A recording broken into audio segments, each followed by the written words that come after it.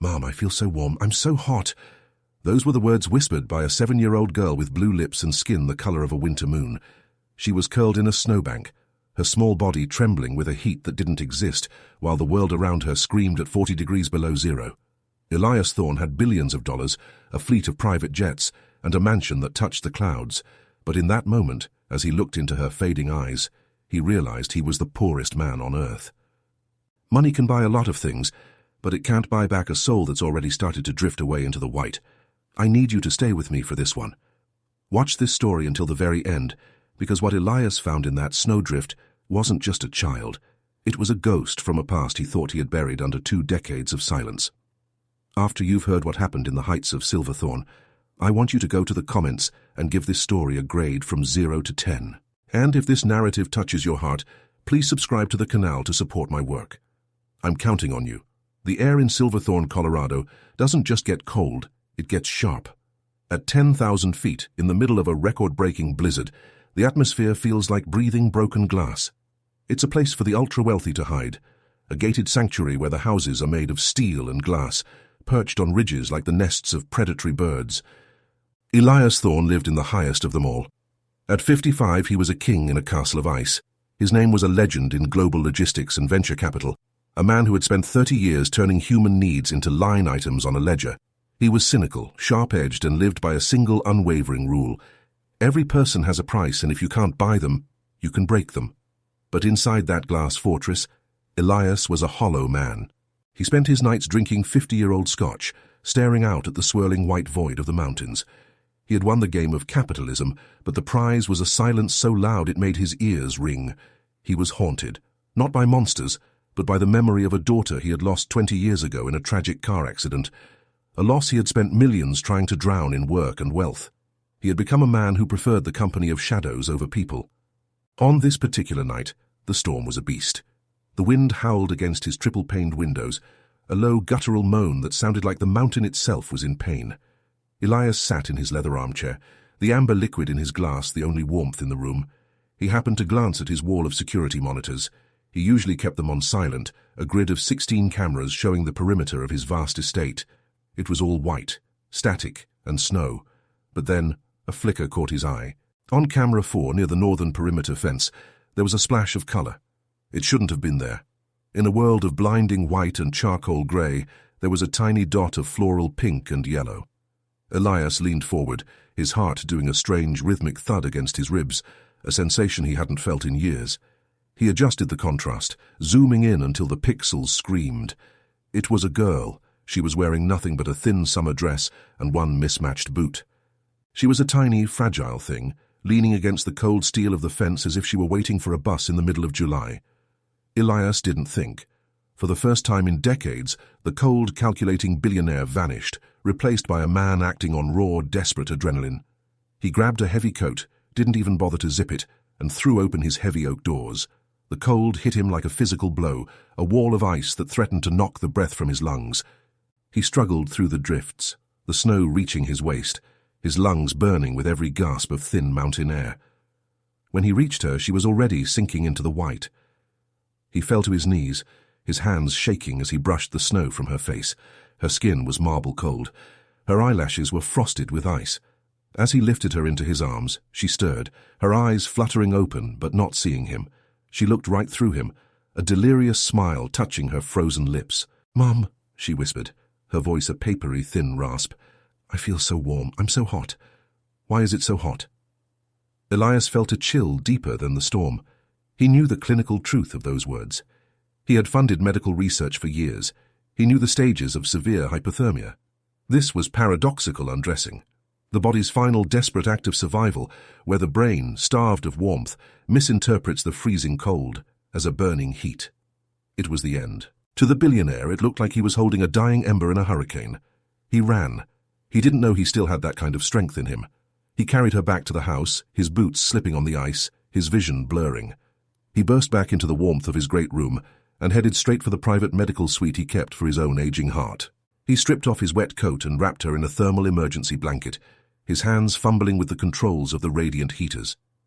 As the room began to glow with artificial warmth, Elias finally looked at her. Really looked at her. She was small, maybe 7 years old, with dark hair matted with ice. And then he saw it.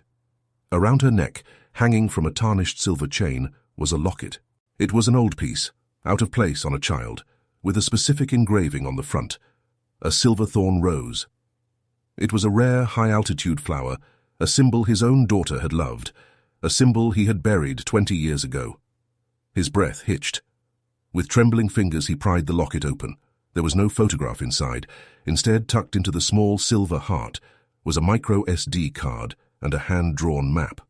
His heart stopped as he unfolded the tiny piece of paper. It wasn't a map of a town or a park.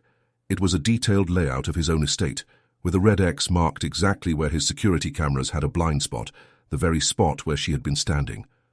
The girl wasn't just a lost child, she was a messenger. And as she began to murmur in her sleep, her fever rising as her body fought to stabilize, she started talking about the man in the grey suit. She said he told her to run. He told her that if the car stopped, she had to find the big glass house on the hill or the bad sleep would take her.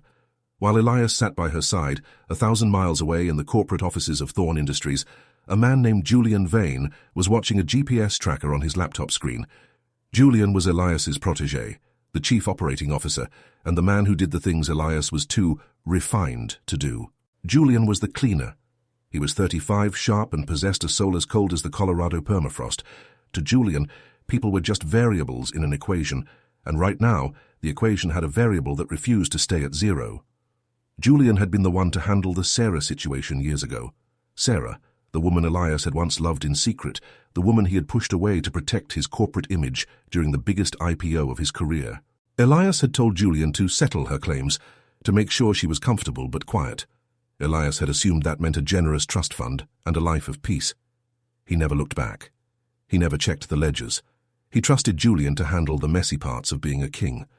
But Julian didn't build trusts. He built cages. For 20 years, Julian had been funneling the money meant for Sarah into a private offshore account, keeping Sarah and her daughter Maya in a state of controlled poverty. He used fear and the threat of Elias's power to keep them silent, telling Sarah that Elias hated her, that he would take the child away if she ever showed her face. He had turned Elias into a monster in their eyes to keep his own pockets full. When Sarah had died of a sudden, unexplained illness just weeks ago, Maya became a loose end that Julian couldn't ignore. He didn't have the stomach for direct murder, or perhaps he just preferred the cruelty of chance. He had driven the girl to the edge of the mountain during the whiteout, told her they were playing a game of hide-and-seek, and pointed toward the distant, flickering lights of Elias's mansion. He figured the cold would do the work for him. He figured the problem would be frozen solid before the sun came up.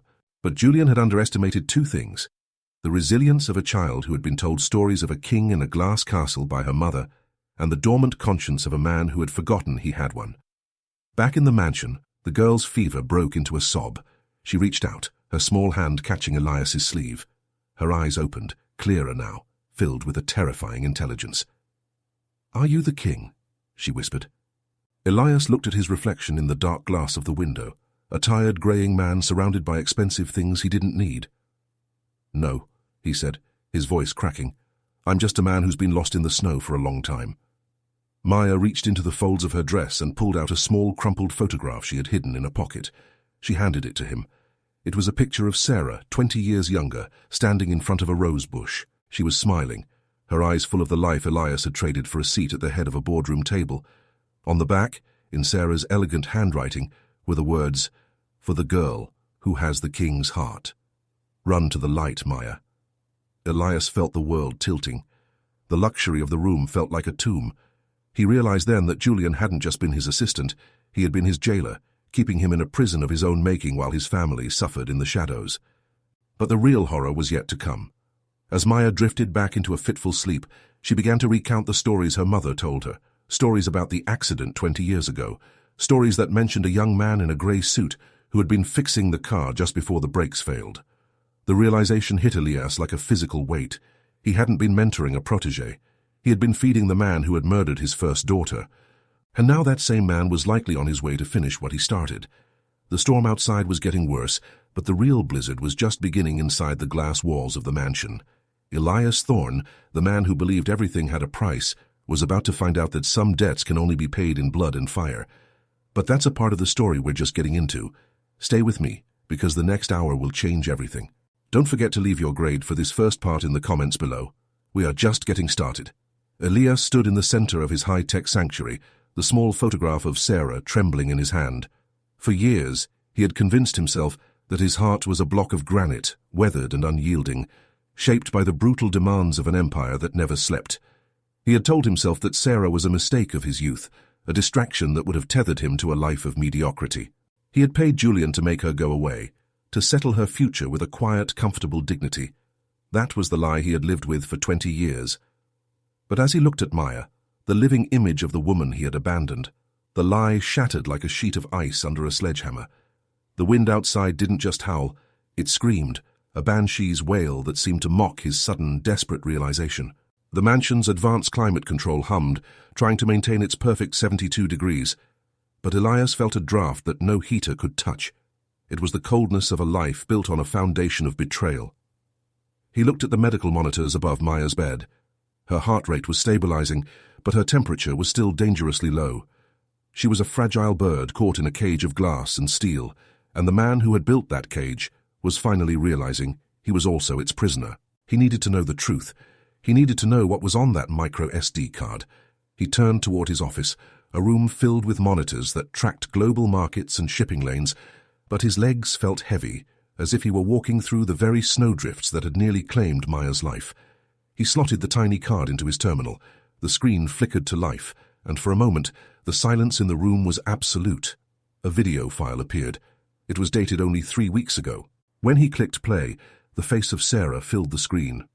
She looked older, her skin pale and drawn, but her eyes, those same fierce, intelligent eyes Maya possessed, were unmistakable. She was sitting in a dimly lit kitchen, a cheap space heater glowing orange in the background. "Elias," she began, her voice a ghost from a past he had tried to erase. "If you are watching this, it means I am gone, and Maya has found her way to you. I don't know if you'll even open the door. Julian told me you hated us. He told me you'd have us arrested if we ever stepped foot on your mountain, but I don't believe him anymore. I see now that he's been the wall between us all these years." Elias felt the air leave his lungs. He leaned against the desk, his knuckles white. Sarah's voice continued, a rhythmic confession of a life lived in fear. She detailed how Julian had visited her every month for 2 decades, not with checks from a trust fund, but with threats. He had kept her in a state of controlled poverty, telling her that Elias was watching her every move, waiting for a reason to take Maya away and disappear her into the foster system. Julian had been siphoning millions, an ocean of wealth meant for Sarah's protection, into his own accounts, leaving her with barely enough to keep the lights on. But then, Sarah's voice dropped to a whisper, and her eyes filled with a raw, jagged terror. "Elias, there's something else. I saw him 20 years ago, the night before the accident. I saw Julian in the garage. He thought I was asleep. He was under your daughter's car, Elias. He was doing something to the lines. I didn't understand then. I thought he was just helping you, being the loyal assistant.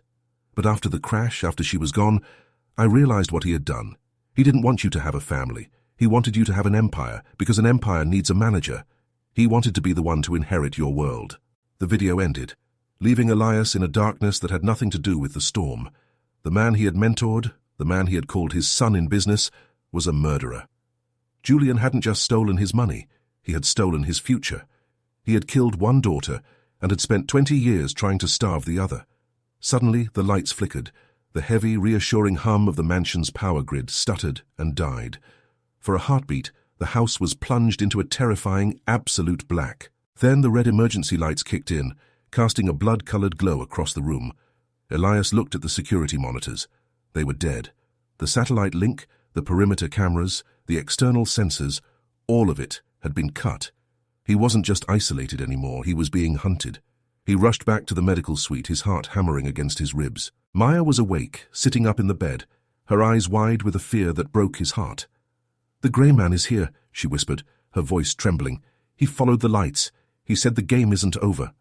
"He's not coming in here, Maya," Elias said, his voice dropping into the low, dangerous tone he used when he was about to destroy a competitor. But this wasn't a boardroom. This was a survival situation. He checked the internal comms. Dead. He checked his cell phone. No signal. Julian had used his access codes to shut down the mansion's connectivity. He was a logistics expert. He knew exactly how to turn a smart home into a high-tech coffin. Elias walked to the massive floor-to-ceiling windows. Through the swirling snow, he saw a pair of headlights crawling up the steep mountain road. They were slow, deliberate, like the eyes of a predator moving through the tall grass. It was Julian. He was coming to check on the boss. He was coming to see if the blizzard had finished his work. But Elias Thorne was no longer the man who hid behind glass. He looked at Maya, then at the locket on her chest, and finally at the photo of Sarah. He realized that for 20 years he had been the coldest thing on this mountain. He had allowed his wealth to become a wall that kept out the people who mattered most. If he stayed here, Julian would kill them both and make it look like a tragic accident, a faulty generator, a carbon monoxide leak, a house fire in a storm. Julian was a master of accidents. "We have to leave," Elias said, grabbing a heavy wool blanket and wrapping it around Maya. "But it's so cold outside," she whimpered. "I know," Elias said, kneeling down so he was at eye level with her. "But I'm not going to let you go. Do you hear me? I lost everyone once because I wasn't looking. So I'm looking now. I'm never looking away again." He went to his safe and pulled out a heavy handgun he had kept but never fired. He tucked it into his waistband and then grabbed his $5,000 cashmere overcoat. He didn't put it on. He wrapped it around Maya, layering it over the blankets until she was a small bundled cocoon of warmth. He looked at his reflection in the glass one last time. He saw a man who had everything, yet possessed nothing. He saw a man who was about to walk into a frozen hell to save the only thing that gave his life a shred of meaning. He knew the mountain. He knew the maintenance trails that the snowplows couldn't reach. If they stayed on the main road, Julian would catch them in minutes. Their only hope was to go down the ridge through the old-growth forest toward the town's small clinic 3 miles below. In this storm, 3 miles might as well have been 3,000. The temperature was dropping, the wind was picking up, and the snow was already drifting 5 feet deep in the hollows. But he had no choice. He heard the sound of a vehicle pulling into the driveway, the crunch of tires on frozen gravel. He heard the heavy thud of a car door closing. "Stay quiet," Elias whispered to Maya.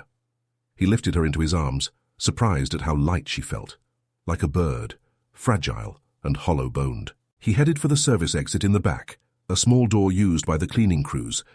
He stepped out into the night, and the wind hit him like a physical blow. The cold was a living thing, reaching into his lungs, trying to freeze the blood in his veins. He didn't look back. He started to walk, his designer shoes sinking into the biting white. Behind him, he heard the front door of the mansion open. He heard Julian's voice, calm and oily, echoing through the empty halls. "Elias? Are you there, sir? I got worried about the storm. I brought some supplies."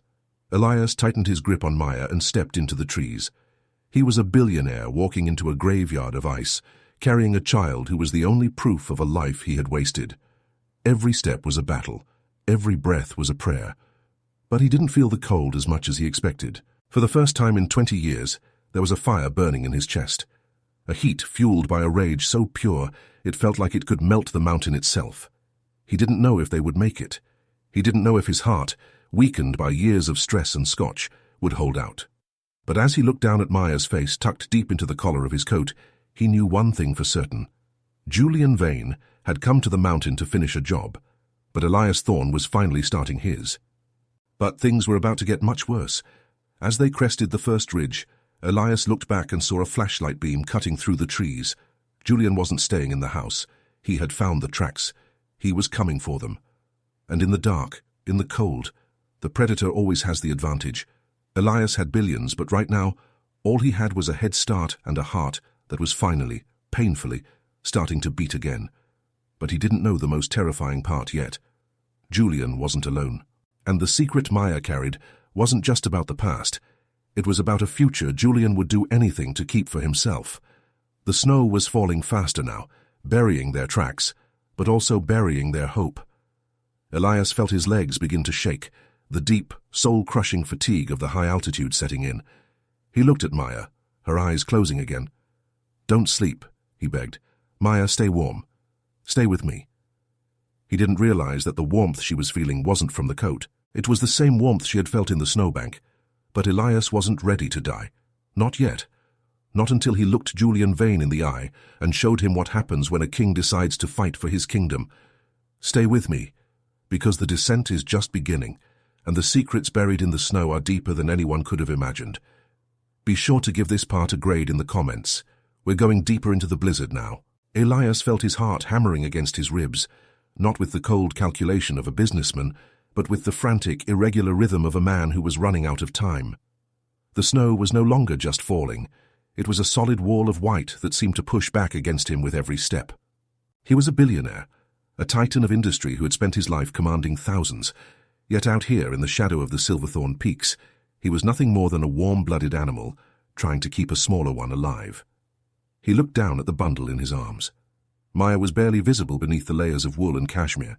His $5,000 coat, a garment designed for the front seats of limousines and the corridors of power, was now a makeshift cocoon, absorbing the moisture of the blizzard.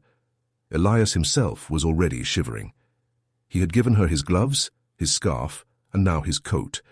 He was down to his silk shirt and a thin thermal layer, his skin beginning to take on the same porcelain white hue he had seen on Maya in the Snowbank. But he didn't feel the cold in the way he expected. There was a strange soaring clarity in his mind. For the first time in 20 years, he wasn't thinking about quarterly earnings or market shares. He was thinking about the weight of a life. But the mountain was a cruel host. The maintenance trail he was trying to follow had been completely erased by the drifts. Every few feet he would sink to his waist, his legs screaming as he fought to pull himself out. The thin air at 10,000 feet was like poison, making his head throb and his vision swim. He could hear the blood rushing in his ears, a rhythmic thumping that seemed to sync with the distant, mechanical growl of an engine. Julian was close. A flash of light cut through the trees behind them, a sharp artificial beam that made the falling snow look like a cloud of silver moths. It was a snowmobile. Julian wasn't walking. He was hunting.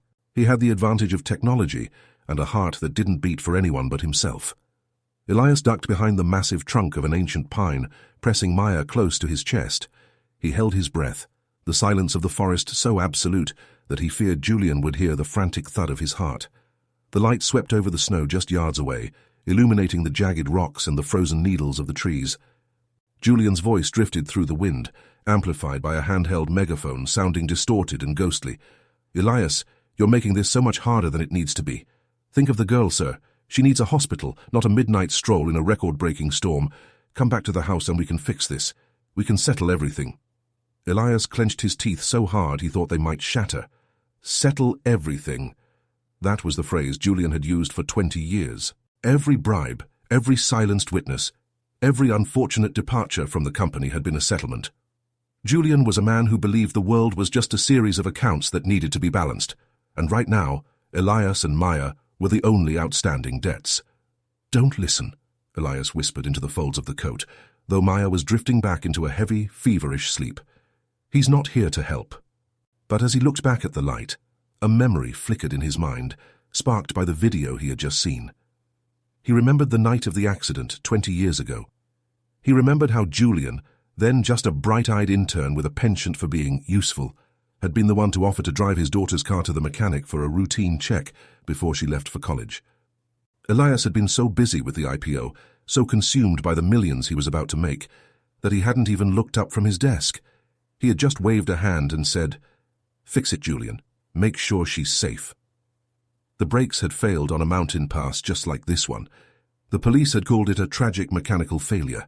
The manufacturer had settled out of court.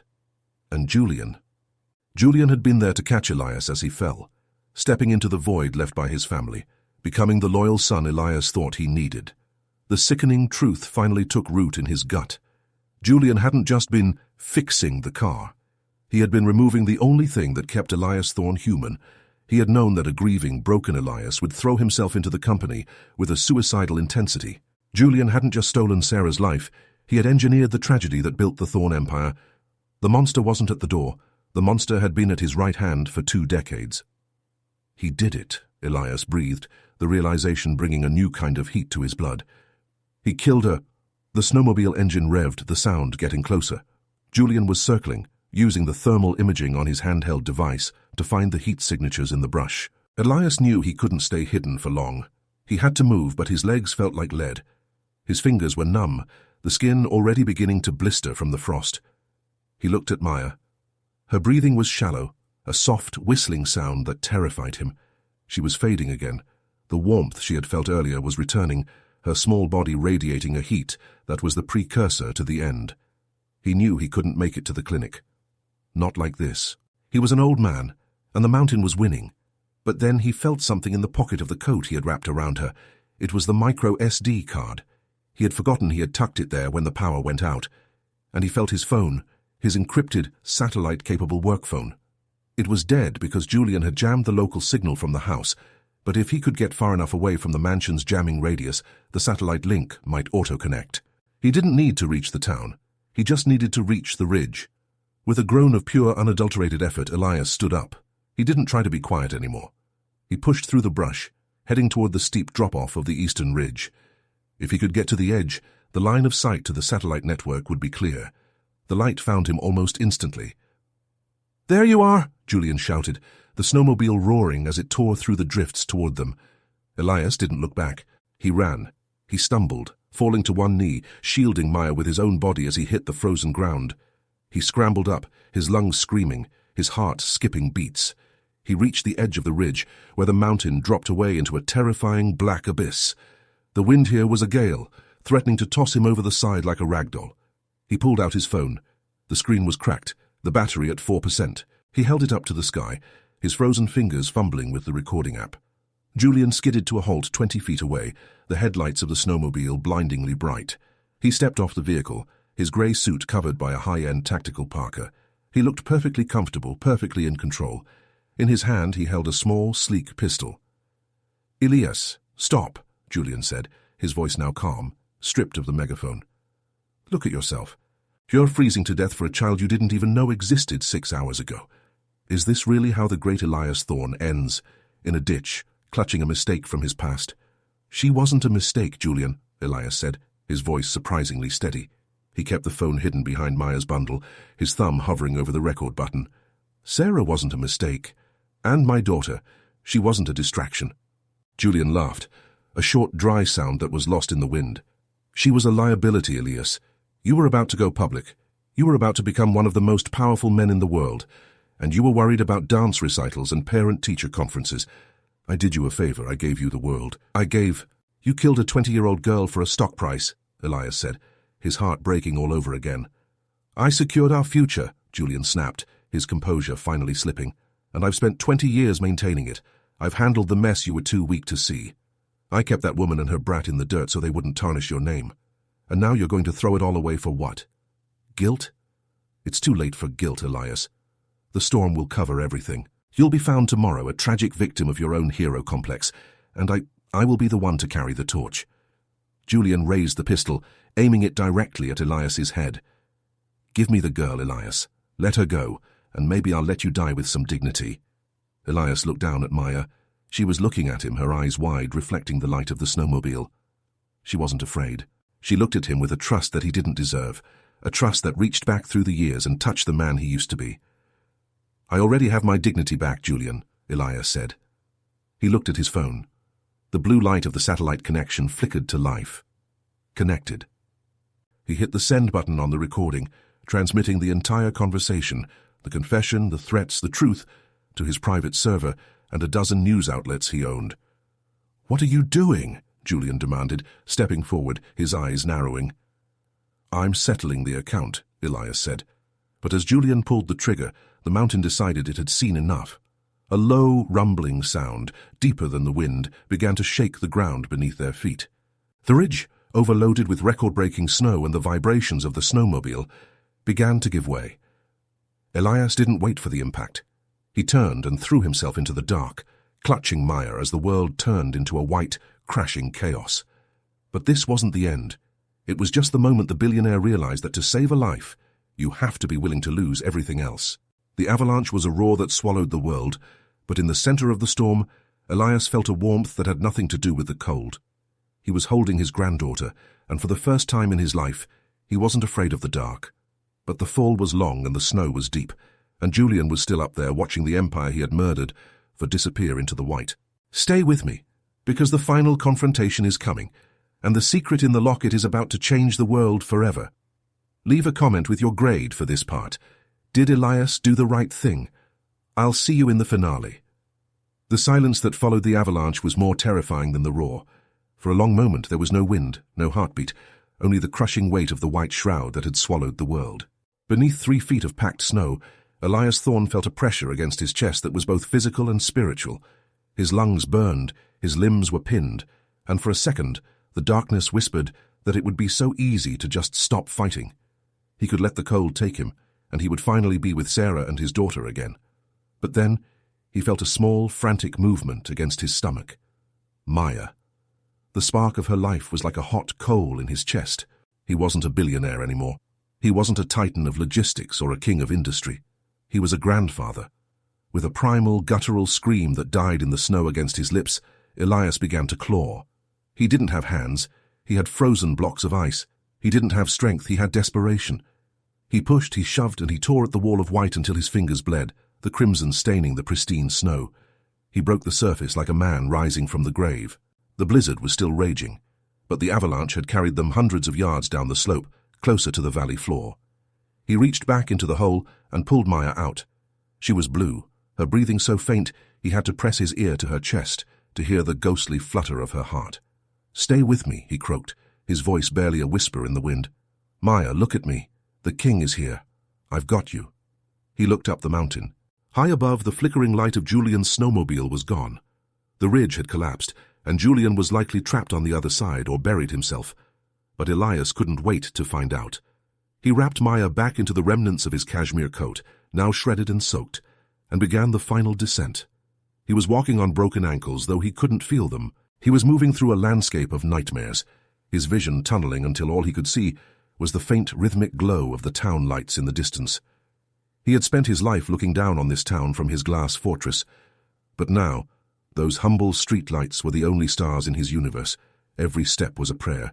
He didn't pray for his wealth or his company or his legacy. He prayed for one more minute, one more breath. He used the last of his body heat to shield her, eventually stripping off his own shirt in the sub-zero temperatures to wrap around her head and neck. He was entering the final stage of hypothermia himself, that strange, deceptive warmth beginning to creep into his marrow.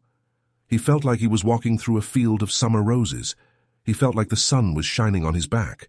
But he knew it was a lie. He knew that if he sat down to enjoy the heat, they would both be dead in minutes. He reached the outskirts of the town just as the first grey light of dawn began to bleed through the storm. He collapsed against the door of the small county sheriff's station, his frozen knuckles making a sound like dry wood. He didn't have the strength to shout. He just fell against the wood and waited for the dark to take him. When the door opened, the sheriff, a man Elias had ignored for a decade, found a half-naked, blue-skinned billionaire cradling a child as if she were the most precious diamond on earth. "Help her," Elias managed to gasp before the world finally went black.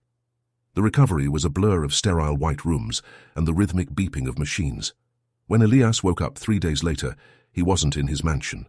He was in a standard hospital bed in the valley. His hands were heavily bandaged, and he had lost 2 toes to frostbite. But as he opened his eyes, the first thing he saw was a small, pale hand resting on his arm. Maya was sitting in a chair next to his bed, a coloring book in her lap. She looked up, and for the first time her eyes weren't filled with the bad sleep. They were bright, curious, and alive. "You're awake," she whispered. "I am," Elias said, his voice thick with emotion. "And I'm not going anywhere." But the world outside the hospital room was in chaos. The recording Elias had sent from the ridge had gone viral within hours. The satellite transmission had reached the servers of the FBI and 3 major news networks. Julian Vane had been found 2 days later, alive but shivering in a hunting cabin he had broken into, trying to hide. He didn't even put up a fight when the handcuffs were placed on his wrists. The subsequent investigation was the largest corporate scandal in Colorado history. The Silverthorne Rose locket, as it turned out, held more than just a map and a micro SD card.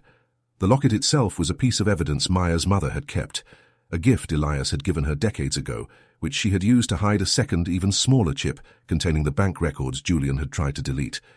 It was the paper trail that proved 20 years of systemic fraud, embezzlement, and the cold-blooded sabotage of Elias's daughter's vehicle.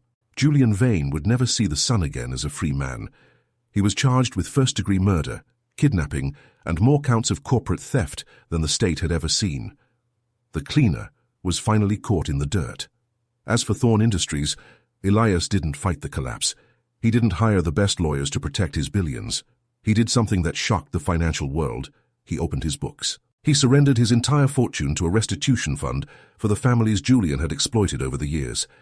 He watched his empire crumble, his stocks plummeting to zero, his glass mansion on the hill being seized and sold to pay off the debts of a soul he was finally reclaiming. 6 months later, the spring arrived in Silverthorne with a vengeance. The snow melted away, revealing the green bones of the mountain. In a modest two-bedroom house in the valley, a house that didn't have a single security camera or a triple-paned window, Elias Thorne sat on a wooden porch swing. He was wearing a simple cotton shirt and jeans. His hands were scarred, a permanent reminder of the night he clawed his way out of the grave. He watched as Maya ran through the yard, her laughter echoing against the canyon walls. She was chasing a butterfly, her floral dress snapping in the warm breeze. In the center of the yard, a small garden had been planted. It wasn't filled with exotic, expensive plants. It was filled with silverthorn roses, the rare, high-altitude flowers that his daughter had loved. They were in full bloom, their petals a vibrant, defiant pink against the dark soil. Elias reached into his pocket and pulled out the silver locket. He had polished it until it shone like a new coin. He had finally put a photo inside, a small trimmed picture of Sarah, his daughter, and Maya, all laughing in a composite image he had made. It was the family he had lost, and the family he had found. He realized then that the warmth Maya had felt in the snowbank wasn't just a symptom of death. It was a premonition. It was the heat of a life that refused to be extinguished. True wealth wasn't the numbers on a screen or the height of a house. It was the ability to sit in the sun and know that you had fought for the people you loved. Justice, like the spring, had been inevitable. It had taken 20 years of winter, but the ice had finally melted. Maya ran up to the porch, her face flushed with the heat of the afternoon. She jumped onto the swing next to him, leaning her head against his shoulder. "Are you happy, Grandpa?" she asked. Elias looked at the mountains, then down at the girl who had saved him from himself. He took a deep breath of the sweet mountain air, air that no longer felt like broken glass. "I'm more than happy, Maya," he said, closing his eyes. "I'm finally warm." The coldest hearts are often just waiting for a reason to melt, and Elias Thorne had found his. He had lost a kingdom, but he had found his soul in a snowbank, and that was a trade he would make 1,000 times over. If this story touched your heart, please subscribe to the channel to support my work. I promise to bring you more narratives like this, to make your days a little brighter and your heart a little warmer. And please, tell me in the comments, on a scale of 0 to 10, what grade does this story deserve? I read every single one of your thoughts. Thank you for staying with me through the storm. I'll see you when the next story begins.